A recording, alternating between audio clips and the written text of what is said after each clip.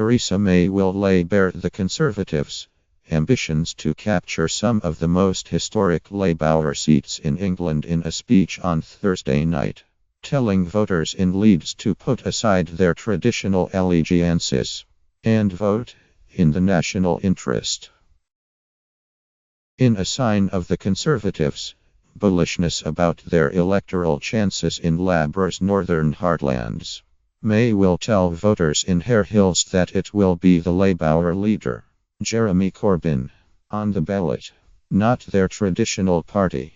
The inner city suburb is in the former seat of Denis Healey, the former Labour Chancellor.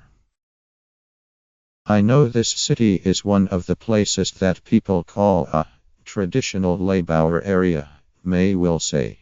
"But here and in every constituency across the country it may say Labour on the ballot. But it's Jeremy Corbyn that gets the vote." 4 Labour MPs have seats in the city, many with sizable majorities above 7,000. In Leeds East, the constituency that May chose as her venue for the speech, the Shadow Justice Secretary, Richard Burgon, a key Corbyn ally, is defending a 12,533 majority from 2015. Setting out her stall in Hare Hills, a working-class suburb with high populations of people with Pakistani and East European origins, is the strongest signal yet. May is prepared to be ambitious in her bid to sweep into traditional Labour cities. "This election is not about who you may have voted for in the past. It is about voting in the national interest," she will say.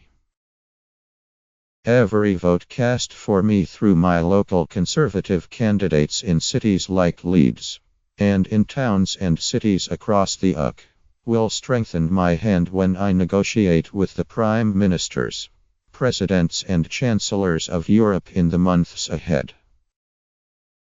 May will say, "Next month's general election will be the most important election this country has faced in my lifetime every single vote counts. And everyone in our country has a positive reason to lend me their vote." She will also tell the rally of Conservative campaigners she recognizes there will be difficulties ahead in the Brexit negotiations, citing the German Chancellor, Angela Merkel, on how the UK had illusions about the process. "We can see how tough those negotiations are going to be at times," she said. "We need the strongest possible hand, the strongest possible mandate and the strongest possible leadership as we go into those talks." Labour MPs in marginal seats across the country have told The Guardian they have stressed the near inevitability of the Tories' victory in June on the doorstep, promising voters that a vote for them will not mean a vote for Corbyn to become the Prime Minister. Leeds MPs including former Shadow Work and Pensions Secretary Rachel Reeves and former Shadow Foreign Secretary Hilary Benn have both been openly critical of Corbyn in the past.